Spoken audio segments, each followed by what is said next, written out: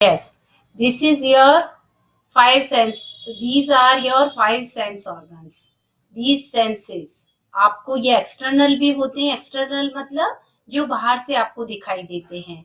Year, knows, hand. Hand इसलिए ये touch के लिए आप यूज करते हो, इसलिए टच मतलब स्किन. टेस्ट के लिए टंग यूज करते हो तो टंग. एंड आईज, ये आपके एक्सटर्नल ऑर्गन्स है जो आपको दिखाई देते हैं. इनसे आपको कौन कौन से सेंसेस मिलते हैं? आईज से आपको मिलता है साइट, ईयर से मिलता है हियरिंग, नोज से मिलता है स्मेल, एंड हैंड से आप या स्किन से आप टच करते हो, ये सेंस पता पड़ता है आपको. और जो आपकी टंग होती है उससे आपको मिलता है टेस्ट. अब ये हम क्यों पढ़ रहे हैं? क्योंकि ये हमें सेंसेस बताते हैं. देखने किसी भी चीज के लिए, सुनने के लिए, स्मेल के लिए, ये सब बताते हैं. तो इनका प्रिकॉशन आपको करना बहुत जरूरी है. अगर आप इनको अच्छे से नहीं रखेंगे तो ये आपकी जैसे आईसाइट वीक हो जाती है, तो अपन लोगों को स्पेक्स यूज करना पड़ता है ना. उसके लिए हमें क्या प्रिकॉशन लेने चाहिए जिनसे ये हमारी ऑलवेज हमारी जो साइट है वो अच्छी बनी रहे, हियरिंग पावर आपकी अच्छी बनी रहे. तो वो सम प्रिकॉशंस मैं आपको बता रही हूँ यहाँ पे, तो आप उसको देखोगे और फॉलो करें. बस ईयर, नोज. नोज आपके क्या करती है? We must always keep our nose clean. Nose आपको स्मेल लेने के लिए, चाहे वो बैड स्मेल हो चाहे गुड स्मेल हो, आप नोज से ही लेते हो. We must always keep our nose clean. हमेशा हमें अपनी नोज को क्लीन रखना है. कैसे? Do not insert pencils, pieces of chalk, stick fingers in your nostrils, consult a doctor. अगर आप ऐसा करोगे तो आपको डॉक्टर को कंसल्ट करना पड़ेगा. मतलब उसमें पेंसिल्स आपको नहीं डालनी है, कोई चौक पीस पड़ा है कुछ नहीं डालना. मतलब कोई भी ऐसा बाहर की कोई भी ऐसे ऑब्जेक्ट्स थिंग्स आपको अंदर नहीं. स्टिकी फिंगर्स, गंदे कोई हाथ नहीं लगाने नोज के अंदर. तो आपके नहीं तो आपकी नोज क्लीन नहीं रहेगी.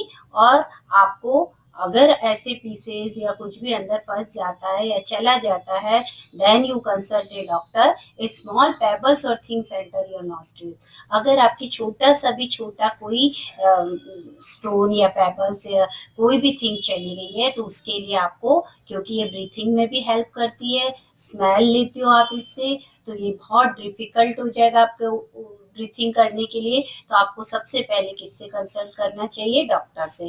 वैसे ऐसा करना ही नहीं है. प्रिकॉशन इसीलिए आप पढ़ रहे हो कि आप पढ़ने के बाद हमें सब चीज फॉलो करनी है. कि जो जो आप पढ़ाई कर रहे हो, पढ़ाई सिर्फ इसलिए नहीं होती कि आपसे ओनली सुन लो, ओनली लिख दो. नहीं, उन्हें फॉलो भी करना है अपनी लाइफ में. ओके. देन अब नेक्स्ट आपका आता है अवर ईयर्स. आपके ईयर्स क्या करते हैं? सुनने के लिए आप कोई भी आवाज, साउंड कभी कभी सुन सकते हो जब आपके ईयर की प्रॉपर फंक्शनिंग होगी. और प्रॉपर फंक्शनिंग ईयर की कब होगी? जब आप उनका अच्छे से प्रिकॉशन करके रखोगे. क्योंकि आपको आप close the ears if loud and harsh sound are hear. अगर आपको बहुत तेज साउंड बजाई जाए हमेशा पूरे टाइम, तो आपके ईयर्स की जो मसल वो होती है, नर्व्स होती हैं, वो कैसी होती हैं? बहुत सॉफ्ट होती हैं. तो वो डैमेज हो सकती हैं. इसलिए आपको अपने ईयर्स को क्या करना चाहिए? बहुत तेज जब आवाज आए, लाउड साउंड, हार्श जो आप नहीं सुन सकते हो, ऐसे साउंड में आपको अपने ईयर्स को क्लोज करके रखना है. Take proper care to prevent water entering into ears. अपने पानी भी नहीं जाना चाहिए ईयर्स के अंदर. Clean your ears with clean cotton cloth. अपने ईयर्स को ऑलवेज जब आप नहाते हो उसके बाद कॉटन क्लॉथ से, टॉवल से अच्छे से पोंछना है और साफ करना है. Do not use hair pins और match sticks to clean ears. अपने ईयर को क्लीन करने के लिए कई बार बच्चे हेयर पिन डाल लेते हैं, कई लोग भी पिपल भी डाल लेते हैं. ऐसा नहीं करना चाहिए. मैच स्टिक ये सब क्या करते हैं? आपके ईयर की नर्व्स को डैमेज कर सकते हैं. क्लीन करने के लिए ईयर बड्स आती हैं, उनका यूज करना चाहिए.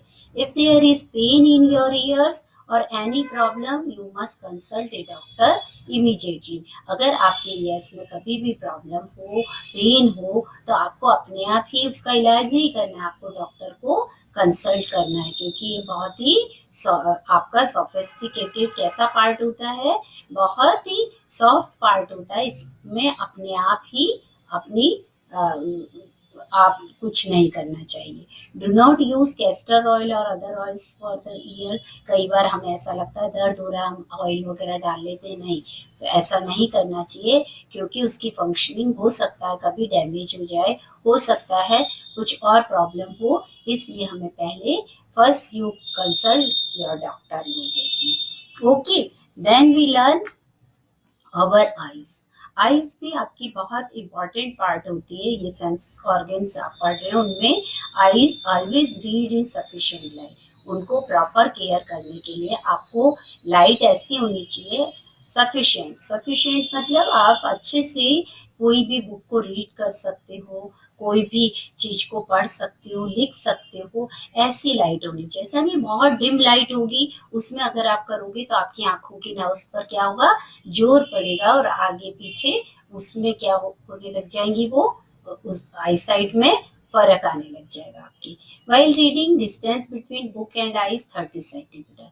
जब भी कभी आप रीडिंग करते हो तो आपकी बुक के बीच में और आपकी आईज के बीच में डिस्टेंस कितना होना चाहिए, 30 सेंटीमीटर का होना चाहिए। अब ऑलवेज आप अगर ऐसा नहीं करते हैं और पास रख के पढ़ना पड़ रहा है या दूर रख के पढ़ना पड़ रहा है, इट मीन्स आपकी साइट में प्रॉब्लम है, उसी से आपके स्पेक्स और लेंसेज लगते हैं, क्योंकि आपका डिस्टेंस अगर बढ़ जाता है या कम होता है तो फिर डॉक्टर आपको लेंस प्रोवाइड करता है। ओके, तो आपकी इतनी नॉर्मल आइज के लिए 30 सेंटीमीटर की डिस्टेंस होना चाहिए। Always watch TV with sufficient light, do not rub your eyes. आपको हमेशा टीवी जब भी देखना है, क्योंकि आप टीवी जब भी देखते हो तो लाइट बंद करके नहीं देखो, लाइट को ऑन करके, और वो भी डिम लाइट नहीं होनी चाहिए, इतनी होनी चाहिए कि आसानी से आप जैसे रीडिंग करने के लिए लाइट चाहिए, उसी तरह से आपको वॉच करने के लिए टीवी के लिए लाइट सफिशिएंट चाहिए। Do not rub your eyes. चाहे जब आपको गंदे हाथों से आंखों को रगड़ना नहीं है, रब नहीं करना। If you are not able to see the letters properly on the black board, you must inform your parents and teacher. अगर आप अच्छे से नहीं पढ़ पाते हो, जैसे क्लास में बैठे हो और आपकी जो सिटिंग अरेंजमेंट है वो पीछे है या कहीं साइड में है, और आप अच्छे से ब्लैक बोर्ड को नहीं पढ़ पा रहे हो, तो आपको अपने टीचर को भी बताना चाहिए और पेरेंट को भी बताना चाहिए, क्योंकि हो सकता है आपके आई साइट में प्रॉब्लम हो। Consult N eye specialist. जो आई स्पेशलिस्ट होते हैं उनको हम कंसल्ट करते हैं, तो वो आपका प्रॉपर ट्रीटमेंट करता है और चेकअप करता है, जिससे आपको स्पेक्स या लेंस की जरूरत तो नहीं है, ये बता देता है। Do not use hanky and towels use by other person. कभी भी आपका पर्सनल ही हैंकी होना चाहिए और पर्सनल टॉवल होना चाहिए, क्योंकि ये आपको दूसरों की यूज नहीं करने।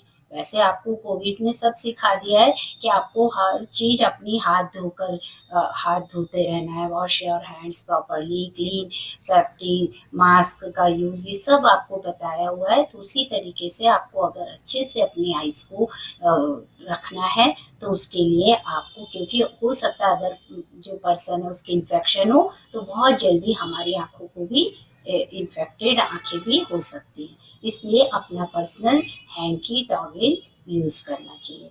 ओके, देन वी लर्न अवर टंग। हमारी टंग भी है जो कि हमें टेस्ट देती है, इसे भी हमें ऑलवेज साफ करके और अच्छे से प्रॉपर रखना चाहिए, क्योंकि इसी के थ्रू हमारे माउथ के अंदर और हमारी बॉडी के अंदर फूड पार्टिकल्स जाते हैं ना। तो टंग अगर गंदी होगी तो फूड पार्टिकल्स में क्या, आपके डर्ट, जो आपके जर्म्स है, बैक्टीरिया है या फिर जो भी चीज है, वो सब उसके थ्रू अंदर पहुंच जाएगी।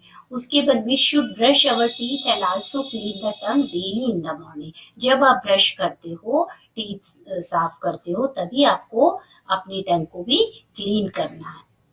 We should also clean our tongue and brush our teeth before going to bed at night.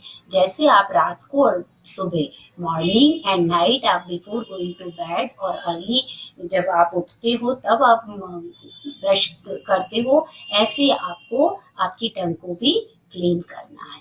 Brush twice a day, that is very important. Brush हमेशा 2 टाइम तो आपको करना ही है, ये बहुत इंपॉर्टेंट है, morning and night. After brushing the teeth, रब the teeth and the gums with your finger also. जो आपके गम्स होते हैं, ऊपर रेड कलर के मसूड़े होते हैं ना टीथ के ऊपर, उनको भी आपको अच्छी तरह से फिंगर से रब करना है, जिससे उनकी मसाज होती रहे और वो आपके लिए मसाज बहुत हेल्पफुल होती है. तो ये आपको फॉलो करना है रूल्स सारे, जिससे आपकी प्रॉपर केयर आप ब्रश टीथ की करोगे तो टीथ आपको क्या करेंगे, अच्छे से बने रहेंगे. नहीं तो ये बहुत जल्दी क्या हो जाते हैं, टीथ में कैविटी बन जाती है या फिर टीथ खराब होने लग जाते हैं, बैड स्मेल आने लग जाती है उनसे. तो इन सभी प्रिकॉशंस को, इन सभी बातों को हमें फॉलो करना है और प्रिकॉशंस लेनी है. कोई स्टिकी चीज़ें नहीं खानी है, क्योंकि स्टिकी कौन सी होती है, जैसे बहुत ज़्यादा मीठी टॉफ़ी चॉकलेट जो आप लोग खाते हो, उसके बाद अगर आपने कभी बहुत ज़्यादा तो खानी ही नहीं है. अगर आप कभी जब भी 2-3 टॉफ़ी या आइसक्रीम या कोई मीठी चीज़ें खाते हो, स्वीट लेते हो, तो उसके बाद आप क्या करोगे, ब्रश करना नहीं भूलोगे. ब्रश जरूर करना. Always you brush your teeth after eating some sticky materials. Okay. Then next आती है आपका माउथ. माउथ को भी आपको हमेशा क्लीन रखना है. जब भी आप खाना खा के फटाफट नहीं उठना है. After eating your take your lunch, then you keep your mouth clean. We should rinse our mouth water before and after eating. कुछ भी खाने के बाद आपको आपका माउथ अच्छी तरह से पानी से साफ करना है, कुल्ला करना है बहुत अच्छे से, और उनमें पानी से उसको दांतों को भी साफ करना. If you do not rinse germs में अटैक एंड कैविटीज, क्योंकि बीच बीच में दांतों के बीच में जगह होती है ना, उनमें फूड पार्टिकल्स आ जाएंगे और वो आपके क्या करेंगे, जर्म्स को उस पर अटैक करेंगे और कैविटीज बना देंगे. Develop in your mouth tooth and दस वे टीथ डिके एंड फॉल. और उसके बाद टीथ आपके कभी भी गिर सकते हैं, और एक बार परमानेंट टीथ आने के बाद दूसरे टीथ नहीं आते हैं. Result bad breath start in our mouth. और उसका रिजल्ट आपके मुंह से गंदी स्मेल आएगी, बैड ब्रीथ होगी and start our mouth. So you keep your mouth clean. Always you keep your mouth clean. आपने अभी जो सारे ना प्रिकॉशंस पढ़े एक्सटर्नल ऑर्गन्स के, इंटरनल ऑर्गन्स में ऑर्गन सिस्टम पढ़े, तो ये सब आपको एक बार अच्छे से रीडिंग करना है, वीडियो समझना है, वीडियो को 2-3 बार सुनना है, तब जाके आप क्या कर पाओगे कि उनको फॉलो करोगे. रूल्स को भी फॉलो करोगे और नॉलेज भी आएगी आपको कि आपके बॉडी में कौन कौन से ऑर्गन्स होते हैं, ऑर्गन क्या करते हैं. तो रिकॉल द लेसन. अगर हम उसको पूरे लेसन को रिकॉल करें तो क्या आपने सबसे पहले पढ़ा, your human body is machine जैसी है. उस मशीन को हम प्रॉपर केयर नहीं करते तो हमारे घर की मशीनें भी खराब होती है ना. उसी तरीके से हमें अपने बॉडी को, जो कि मशीन है, वो किससे मिलकर बनी हुई है, सारी मशीन. सेल जो सबसे छोटी है, सबसे पहले सेल ने क्या बनाया, स्मॉलेस्ट यूनिट ने टिश्यूज बनाए. टिश्यूज क्या करते हैं, पर्टिकुलर वर्क करते हैं. जो पर्टिकुलर सेल वर्क करती है एक ही टाइप का, वो सब मिलकर क्या बना लेती हैं, टिश्यू बनाती हैं. और टिश्यू ज्वाइन होकर ऑर्गन्स बनाते हैं. ऑर्गन्स क्या करते हैं, ऑर्गन सारे मिलकर ऑर्गन सिस्टम बनाते हैं. जैसे अगर हम डाइजेस्टिव सिस्टम, आपने बहुत सारे ऑर्गन सिस्टम पढ़े हैं. ऑर्गन सिस्टम के अगर नेम मैं पूछूं तो recall the name. what are they are skeletal system, muscular system, circulatory system, excretory system, nervous system. These all are organ systems are made with किससे बने हुए हैं? मेक टुगेदर ऑर्गन्स, ऑर्गन्स से मिलकर बने होते हैं। इनमें अगर ऑर्गन पूछे कि डाइजेस्टिव सिस्टम के ऑर्गन्स कौन कौन से हैं, which are they are mouth, food pipe, stomach, liver and small intestine, large intestine, ये सब मिलकर है ना, सब मिलकर एक पूरा डाइजेस्टिव सिस्टम बना है। तो ऑर्गन्स क्या करते हैं? ऑर्गन सिस्टम बनाते हैं। और जब ऑर्गन सिस्टम सारे मिल जाते हैं, ये सारे skeletal system, muscular system, circulatory system, nervous system, सब मिलकर आपकी बॉडी को बनाते हैं। इन सबको हम प्रॉपर केयर करेंगे तो ये प्रॉपर फंक्शन करेंगे। इनके सबके अपने काम है। अगर स्केलेटल सिस्टम का वर्क कोई पूछे, फंक्शन पूछे, तो क्या होता है? आपकी बॉडी को स्ट्रेंथ देना, शेप देना एंड आपकी बॉडी को क्या करता है? प्रोवाइड शेप एंड स्ट्रेंथ ये देती है। इससे आपकी बॉडी स्टिफ बनी रहती है। मस्कुलर सिस्टम मूव करने में हेल्प करती है। सर्कुलेटरी सिस्टम पूरे आपके ब्लड को सप्लाई करता है, आपके फूड को ले जाता है पूरी होल बॉडी में, और आपके जितना भी वेस्ट होता है वो भी ब्लड के थ्रू निकलता है। अगर आपसे पूछे नर्वस सिस्टम क्या करता है, तो नर्वस सिस्टम का फंक्शन होता है पूरे सिस्टम्स को कंट्रोल करना। उसके बाद अगर आपसे कोई पूछे रेस्पिरेटरी सिस्टम क्या करता है, रेस्पिरेटरी सिस्टम आपको हेल्प करता है इन ब्रीथिंग, ब्रीथिंग करने में हेल्प करता है। जो आप सांस लेते हो उसमें ऑक्सीजन को अंदर लेते हो, वो आपके कौन से ऑर्गन के थ्रू जाती है? रेस्पिरेटरी के ऑर्गन्स कौन कौन से होते हैं? नोज और विंड पाइप, देन लंग्स। तो उसके नोज के थ्रू अंदर जाती है ऑक्सीजन, और कार्बन डाइऑक्साइड जो होती है वो निकल जाती है आपके वेस्ट से बनकर। तो आपकी ब्रीथिंग में, आपके सांस को लेने और छोड़ने में हेल्प करता है रेस्पिरेटरी सिस्टम। तो ऐसे सारे सिस्टम अपना अपना वर्क करते हैं। इनको वर्क करने के लिए, प्रॉपर इनकी फंक्शनिंग करने के लिए हमें एक्सरसाइज करनी चाहिए, हमें इनको मेंटेन करके रखना चाहिए, हमें प्रिकॉशंस लेनी चाहिए। अभी मैंने सेंस ऑर्गन्स बताया आपको। सेंस ऑर्गन्स क्या होते हैं? 5 सेंसेस आपकी बॉडी में होते हैं, जो देखने, सुनने, स्मेल करने, टच करने। टच से आपको कई चीजें पता पड़ जाती है कि रफ है, कि ये गर्म है, कि ठंडी है, उसकी हॉटनेस पता पड़ जाती है, उसकी कोल्डनेस पता पड़ जाती है। तो ये सब आप जानते हो इन सेंसेस के थ्रू।